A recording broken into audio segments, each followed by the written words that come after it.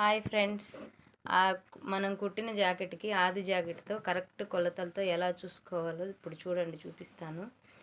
నడుము దగ్గర కరెక్ట్ కొలత చూసుకోవాలి.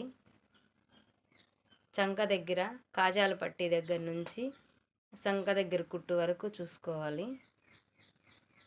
అక్కడి నుంచి ఇంకో చంక దగ్గరకు చూసుకోవాలి.